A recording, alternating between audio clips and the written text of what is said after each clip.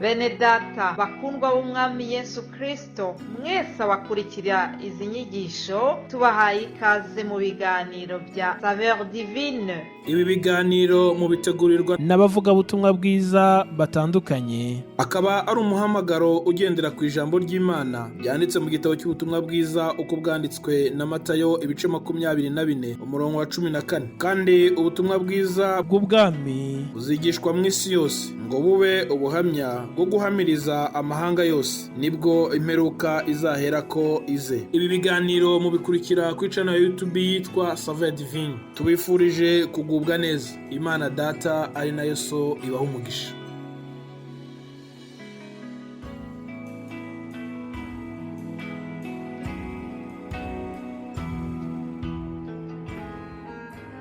Ndabaramukije mu izina rya Yesu Kristo umwami wacu. Ndabahaye ikaze kugira ngo dusangire ijambo ry'Imana mu kiganiro Saveur Divine. Ndabipfurije ko ubuntu n'urukundo n'imbabazi vy'Imana bibana namwe mwese aho muherereye. Yesu kandi abahezagire.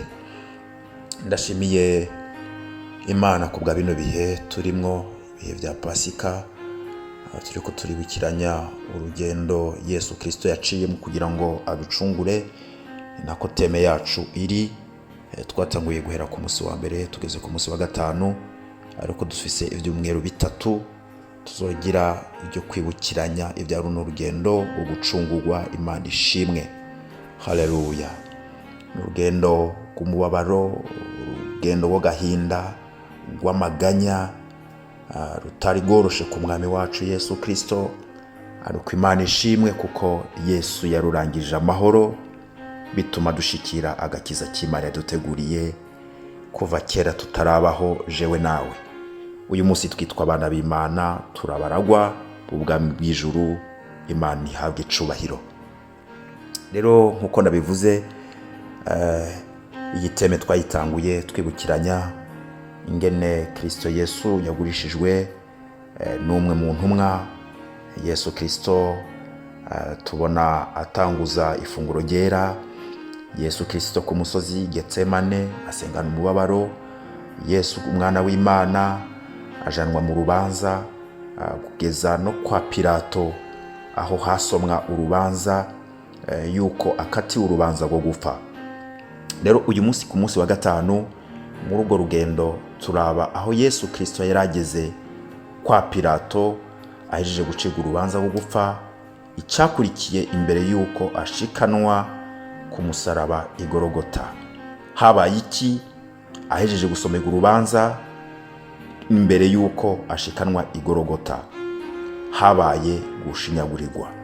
Dusome ubutumwa bwiza uko bwanditswe na Matayo igice 27, dusome ku murongo wa 27 turageza ku murongo wa 31.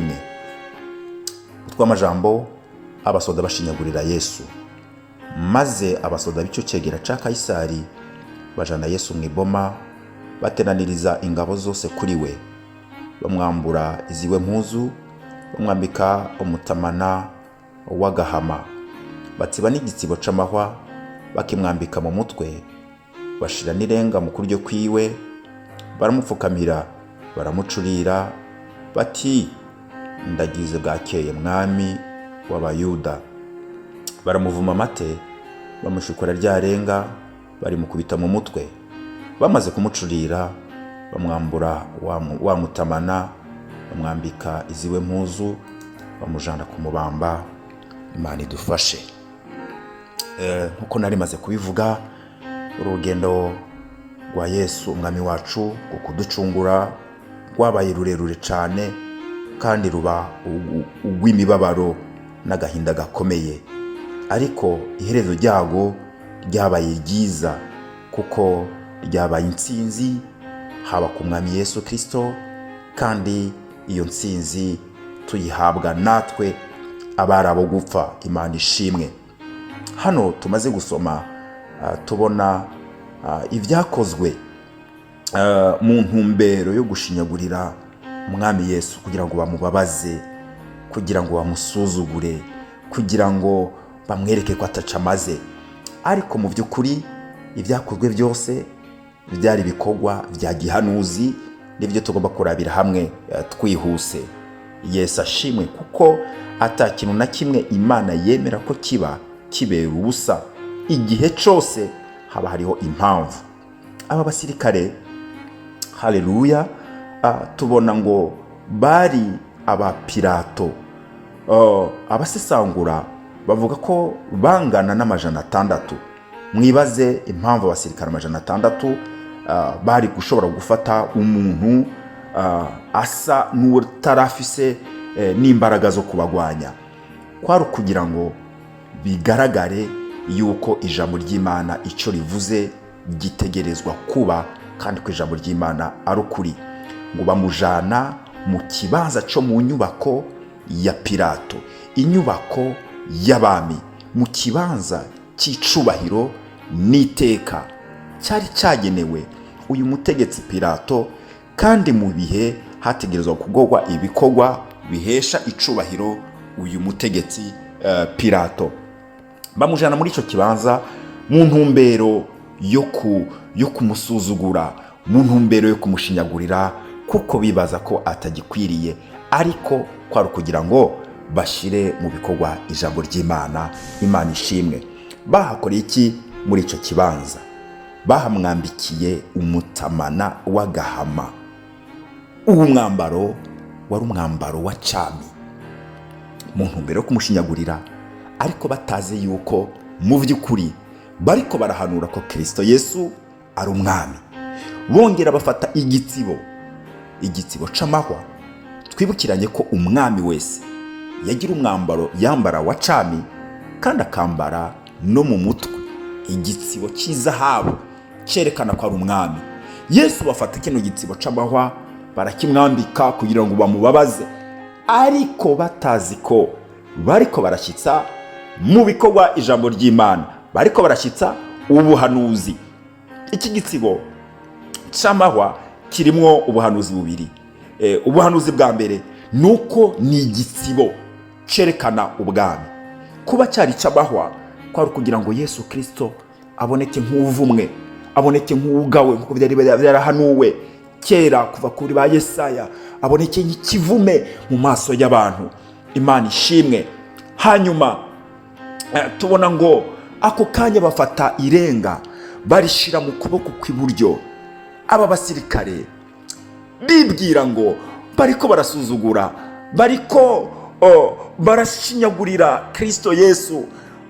Bari bazi yuko umwami nyamwami icamuranga nuko yambara impuzu y'inyambarabami, akambara n'igitsibo cy'izahabu mu mutwe, akagira n'inkoni y'ubutware y'ubutegetsi mu kuboko kw'iburyo. Bari babizi. Baravuga ngo uyu mugabo rero yigize umwami kugira ngo tumushinyagurire neza, bimufate binamubabaze neza. Reka tumwambike iyi mpuzu y'inyambarabami, reka tumwambike kino gitsibe mu mutwe, reka dufate na rino renga turimushire mu maboko kugira ngo tumushinyagurire bimubabaze. Ariko batazi yuko bari bahejeje gukora ibintu bitatu bikwiye bijanye nuko Yesu Kristo azoboneka agarutse nk'umwami w'abami. Haleluya. Kuko azoba yambaye ikanzu y'inyambarabami, azoba yambaye igitsibo cy'izahabu mu mutwe. Haleluya. Kandi mu kuboko kwe kw'iburyo azoba afise inkoni, haleluya, yo guca imanza, kandi inkoni y'ubutware no gutegeka abari mu isi bose. Aba basirikare rero babikora batabizi, bamushinyagurira, ariko banasohoza ikijambo ry'Imana rivuga.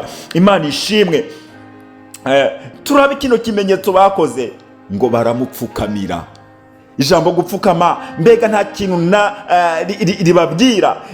Abasirikare 600 bapfukamira Yesu. Abi Filipi igice cya 2 ku murongo w'10 hari amajambo avuga ngo amavi yose azopfukamira Yesu. Haleluya. Basirikare 600 bose barapfukama imbere y'uwo bariko barasuzugura, imbere y'uwo bariko barashinyagurira, barapfukama. Ariko ikimenyetso ko amavi yose abahambaye n'aboroshe igihe kizogera bapfukame. Abami bose bo mw'isi, abamubambye bose bazomupfukamira. Haleluya. Niyaboneka ari umwami w'abami azananye ku bicu, haleluya, Imana ishimwe. ngo baravuga ngo ndagize bwakeye mwami w'abayuda. icyo gihe Bibiliya iravuga hano mu Bifilipi ngo amavi yose azopfukama, ngo kandi indimi zose zizokwatura kuri umwami, haleluya. Bose baravuga ngo turagize bwakeye mwami, bamushinyagurira, ariko ubu buhanuzi buzosohora Yesu Kristo, haleluya, agarutse nk'umwami w'abami. Iki gihe yabonetse nk'umwagazi w'intama, ariko igihe kizoboneka, igihe kizoshika, Yesu aze ari umwami w'abami, amavi yose azopfukama. Babikoze nk'agashinyaguro, ariko aba basirikari bose 600 bazokongera bapfukame, kandi bavuge ngo atari byo gushinyagura, bavuge ngo uri umwami w'abami, haleluya. Imana ishimwe, Imana ishimwe, Imana ishimwe. Yesu ku murongo wa 30 ngo bamuvuma amate. Yesaya 50 umurongo wa 6 ku gace ka B hari ubuhanuzi buravuga ngo kandi mu maso hanje sinahishije guteterezwa no gucigwa kw'amate. Yesu bamuvuma amate